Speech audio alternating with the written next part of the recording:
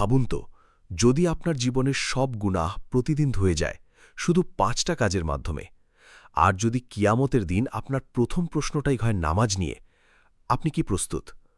অনেকে ভাবে নামাজ শুধু একটা দায়িত্ব, কিন্তু আসলে এটা আপনার জীবনের সবচেয়ে বড় সিকিউরিটি সিস্টেম, যেটা ঠিক থাকলে বাকি সব ঠিক হয়ে যেতে পারে। এই ভিডিওতে আমি শেয়ার করব নামাজ সম্পর্কে ৪টি এমন হাদিস যেগুলো আপনার দৃষ্টিভঙ্গি পুরো বদলে দিতে পারে। শেষ পর্যন্ত দেখুন। নামাজ অর্থাৎ সালাত ইসলামের অন্যতম প্রধান ইবাদত এবং এর গুরুত্ব সম্পর্কে বহু হাদিসে সুস্পষ্টভাবে বর্ণনা করা হয়েছে। মুহাম্মদ সাল্লাল্লাহু আলাইহি ওয়াসাল্লাম বলেছেন যে ইসলাম ৫টি স্তম্ভের উপর প্রতিষ্ঠিত, যার একটি হল নামাজ কায়েম করা। এর মাধ্যমে বোঝা যায় নামাজ শুধু একটি ইবাদত নয়, বরং পুরো ইসলামী জীবনের ভিত্তির অংশ।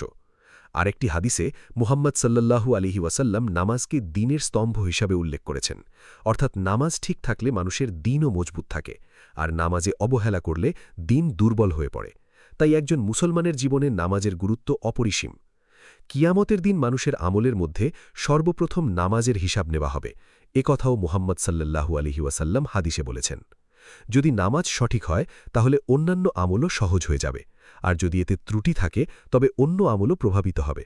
এতে নামাজের গুরুত্ব আরও স্পষ্ট হয়। এছাড়া নামাজ মানুষের পাপ মোচনের একটি বড় মাধ্যম।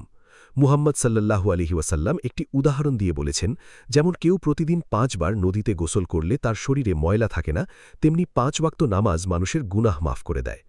এভাবে নামাজ মানুষের আত্মাকে পরিশুদ্ধ করে এবং আল্লাহর নৈকট্য লাভে সাহায্য করে। আমাদের ভিডিও ভালো লাগলে লাইক, কমেন্ট, শেয়ার এবং সাবস্ক্রাইব করে পাশে থাকবেন।